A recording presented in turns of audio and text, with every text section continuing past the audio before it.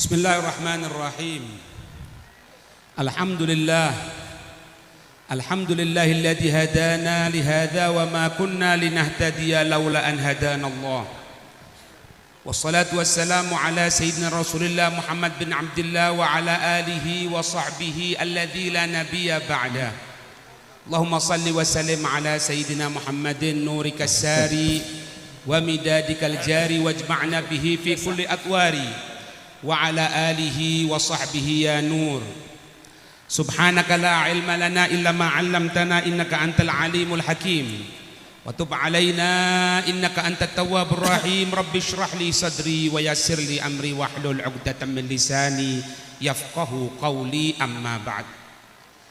Alhamdulillah, di pagi yang penuh barakah ini kita dikumpulkan oleh Allah untuk mengenang kembali dari perjalanan hidup baginda Rasul sallallahu alaihi wasallam, dan juga mengenang kembali dari apa-apa yang pernah dilaksanakan oleh salah satu cucu beliau, yaitu Al-Habib Muhammad As-Segaf, yang semoga Allah memberikan rahmatnya, memberikan kemuliaan di dalam kehidupan akhiratnya, amin ya rabbal alamin.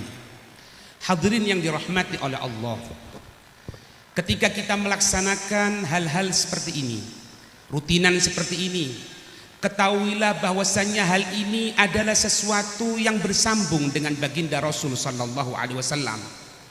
Begitu pentingnya kita untuk memperhatikan orang-orang yang telah mendahului kita, lebih-lebih orang tua kita, untuk lebih kita amat sangat perhatikan. Sampai-sampai Allah Subhanahu wa taala setelah menentukan untuk kita beribadah kepada Allah, tidak ada kewajiban yang lain setelah itu, yaitu kita berbakti kepada kedua orang tua kita. Wa qadha rabbuka alla ta'budu illa iyya wa bil walidaini ihsana. Tuhanmu Allah Subhanahu wa taala telah menentukan untuk engkau tidak menyembah kecuali hanya kepada Allah. Kemudian setelah itu wabil walidaini ihsana, dan dengan kedua orang tuamu engkau berbuat baik. Diperinci oleh Allah Subhanahu wa taala, imma yablughanna kibara ahaduhuma aw kilahuma fala taqul lahumā uffin wa la tanharhumā wa qul lahumā qawlan karīmā wakhfid janaha dzulli minar rahmati wa qur rabbirhamhumā kamā rabbayani shaghīrā. Allah memperinci bagaimana kita caranya berbakti kepada kedua orang tua kita. Imma yablughanna kibara ahaduhuma aw kilahuma, kalau orang tua kamu ini sudah dalam keadaan usia lanjut, baik dua-duanya telah usia lanjut hidup bersamamu, atau tinggal salah satu orang tua kita yang hidup bersama kita. Para ulama ahlu tafsir mereka mengatakan, kenapa Allah menyatakan di situ ketika mereka sudah tua, ketika mereka sudah usia lanjut? Karena katanya mereka para ulama ahlu tafsir, tidak orang tua itu semakin lanjut usia kecuali terkadang menguji kesabaran kita. Ketika itu kita diminta oleh Allah Subhanahu wa taala untuk bersabar, untuk supaya kita ini menjaga omongan kita. Jangan kita bertutur kata dengan kalimat-kalimat yang membentak. Jangan kita ini bertolak pinggang di hadapan kedua orang tua kita. Jadikan orang tua kita ini bagaikan seorang raja, bagaikan seorang ratu. Dan kalaupun mereka sudah kembali ke hadrat Allah, maka wa qur rabbirhamhumā kamā rabbayani shaghīrā. Doakan kepada kedua orang tua tadi itu, sebagaimana ya Allah mereka bakti, mereka telah memberikan kebaikan kepada kami ketika kami masih kecil, maka kami berharap engkau pun memperhatikan mereka ya Allah. Ini ajaran Allah Subhanahu wa taala. Dan acara haul yang kita hadiri pada siang hari ini adalah bentuk salah satu bakti kepada kedua orang tua. Para ulama kita mengatakan birrul walidain ad-dinu wad-dainu. Ulama mengatakan bahwasannya yang dimaksud dengan berbakti kepada kedua orang tua itu ad-din, merupakan satu bentuk agama, merupakan satu bentuk aturan syariat, wad-dain, dan merupakan satu bentuk hutang. Kenapa? Karena Nabi menyatakan birru aba'akum tabirrukum abna'ukum. berbaktilah kamu kepada kedua orang tuamu, maka anak-anakmu pun akan berbakti kepada kamu sekalian. Mafhum mantuknya, apabila kita sampai naudzubillah kurang ajar kepada kedua orang tua kita, kita tidak pernah mendoakan kedua orang tua kita tidak memperdulikan apa-apa tentang kebutuhan kedua orang tua kita, maka jangan salahkan kalau kita memiliki keturunan, kita memiliki anak yang tidak akan pernah berbakti kepada kita. Karena apa? Karena perbuatan yang kita laksanakan kepada orang tua kita. Ad-din wad-dain, merupakan aturan agama dan merupakan bentuk hutang.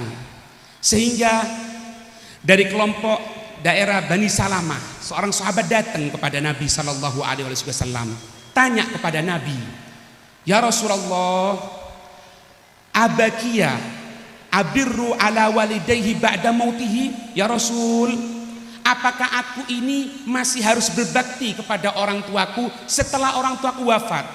Orang tuaku meninggal, apakah ketika masih hidup saja ya Rasul aku berbakti, kemudian setelah itu tidak? Kalau sudah meninggal tidak ada bakti? Nabi menyatakan, naam, ada. Meskipun engkau telah mendapati orang tuamu telah wafat, engkau wajib untuk berbakti.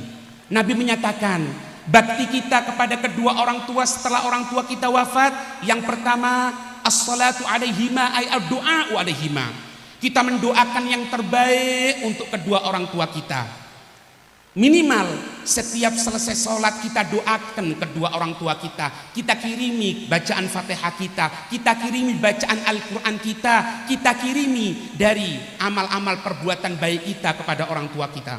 Kemudian yang kedua, al-istighfaru lahuma, memintakan ampun untuk kedua orang tua supaya mendapatkan rahmat dari Allah Subhanahu wa taala. Terutama ketika hari Kamis ketika amal perbuatan kita disodorkan kepada Allah Subhanahu wa taala, jangan lupakan untuk mendoakan, untuk memintakan ampun kepada kedua orang tua kita. Kemudian wa infadhu wa'dihima min ba'dihima, engkau melaksanakan, katanya Nabi, janji kedua orang tuamu yang belum sempat dia laksanakan ketika hidupnya sampai orang tuamu meninggal dunia. Laksanakan, teliti apa janji, apa nadar yang pernah disampaikan oleh kedua orang tua kita, maka kita melaksanakan setelah wafatnya kedua orang tua kita. Kemudian wasilatur rahimi allati lam tasil illa bihima, engkau menyambung tali silaturahmi kepada orang-orang yang bersambung nasabnya dengan orang tuamu. Kita perhatikan paman kita perhatikan bibi kita perhatikan kerabat kita sebelum kita berbuat baik kepada orang lain. Orang-orang yang bersambung nasab dengan orang tua kita, yang merupakan dari kerabat kita, wajib kita sambung. Kemudian wa ikramu sadiqihima, dan engkau memuliakan dari teman-teman orang tuamu. Siapa teman-teman orang tua kita semasa hidupnya orang tua kita? Jangan putus setelah wafatnya orang tua kita datangi untuk memuliakan demi memberikan perasaan senang kepada orang tua kita yang berada di alam barzakhnya. Yang terakhir hadirin, pernah suatu saat Nabi Sulaiman alaihissalam mendapatkan wahyu dari Allah Subhanahu wa taala. Kemudian Allah menyatakan, wahai Sulaiman, engkau berangkatlah ke pinggir laut di sana, taro ajaban. Engkau berangkat ke laut sebelah sana, maka engkau akan melihat sesuatu yang menakjubkan, sesuatu yang membuat engkau heran. Berangkat Nabi Sulaiman dengan pasukannya menuju ke laut tadi itu. Didapatkan di laut tidak ada apapun. Maka ketika itu Nabi Sulaiman memerintahkan jin ifrit untuk masuk ke dalam lautan, mengecek dalam lautan, kembali memberikan kabar tidak ada apapun wahai Nabi Sulaiman. Kemudian Nabi Sulaiman karena belum puas, Nabi Sulaiman memerintahkan yang kedua kalinya kepada jin yang lebih hebat lagi dari jin ifrit. Masuk jin tadi itu, melihat dalam tengah lautan tadi itu tidak ada apapun. Kemudian yang ketiga kalinya, karena Nabi Sulaiman belum merasa puas, maka beliau ketika itu memerintahkan waziruhu, beliau memerintahkan menterinya, yaitu Asim bil Balkhaya, yang memindahkan dari singgahsananya Ratu Balqis sebelum kedipan mata Nabi Sulaiman. Maka Asif bin Barkhaya masuk ke dalam lautan sampai 3 kali lipat masuk ke dalam lautan. Dan beliau mendapat di tengah lautan tadi itu ada gosrun, ada satu istana min kafurin abyad yang terbuat dari kafur yang berwarna putih mengkilat. Maka diangkat oleh Asif bin Barkhaya, diangkat ke atas. Nabi Sulaiman melihat di situ ada 4 pintu, yang mana pintu-pintunya tadi itu terbuat dari permata semuanya. Tapi anehnya, meskipun pintunya terbuka, tapi air laut tidak masuk ke dalam istana tadi itu. Didapatkan ada seorang pemuda yang tengah sujud kepada Allah. Maka Nabi Sulaiman pun menyapa kepada pemuda tadi itu. Pemuda tadi itu bangkit dari sujudnya sambil menyatakan, apakah engkau Nabi Sulaiman? Ya, betul. Engkau siapa? Dikatakan, aku adalah salah satu umat pada zaman-zaman yang terdahulu, yaitu umat Nabi Ibrahim alaihissalam. Aku mendapatkan kemuliaan seperti ini wahai Nabi Sulaiman, bahwasannya aku dapatkan ini karena aku berbakti kepada orang tuaku. Aku mengurusi dari bapakku yang maq'ad, bapakku dalam keadaan lumpuh. Aku yang angkat bapakku, aku yang bersihkan najisnya, aku yang hormati, aku yang gunakan pakaian semuanya kepada bapakku. Dan bapakku setiap selesai aku bersihkan, aku rumati, maka bapakku mengatakan, ya Allah, Allahumma atil umra waladi fi ta'atin. Ya Allah, panjangkan umur anakku ini dalam keadaan taat ya Allah. Panjangkan umur anakku dalam keadaan taat ya Allah. Dan itu setiap waktunya wahai Nabi Sulaiman. Sedangkan ibuku dalam keadaan buta. 70 tahun aku memelihara ibuku. Bapakku dalam keadaan lumpuh, ibuku dalam keadaan buta. Dua-duanya aku mengurusi sendirian wahai Nabi Sulaiman. Dan ibuku juga mendoakan bahwasannya, ya Allah, jauhkan anakku ini dari godaan setan, letakkan di tempat yang setan sulit untuk mencapainya. Maka Allah menciptakan istana Gosron seperti ini. Kemudian Nabi Sulaiman bertanya, wahai pemuda, dari mana engkau mendapatkan makanan sedangkan engkau di tengah lautan? Maka sang pemuda tadi itu menjawab bahwasannya, aku mendapatkan makanan langsung diberikan oleh Allah Subhanahu wa taala. Aku diberikan berupa satu buah, yang buah tadi itu seperti buah sebesar burung. Kemudian aku memakan buah tadi itu. Setiap aku makan buah tadi itu, hilang laparku, hilang hausku, bahkan hilang yang namanya kesepian aku hidup sendiri. Kemudian Nabi Sulaiman bertanya, sudah berapa tahun engkau tinggal di sini wahai sang pemuda? Dikatakan, aku mulai zamannya Nabi Ibrahim. Dan itu dikatakan bahwasannya sudah berjarak 2500 tahun tinggal di dalam istana tadi itu. Nabi Sulaiman mengatakan, wahai engkau pemuda, apakah engkau mau ikut bersamaku atau engkau akan kembali ke tempatmu? Sang pemuda mengatakan bahwasannya, aku tetap akan tinggal di sini wahai Nabi Sulaiman.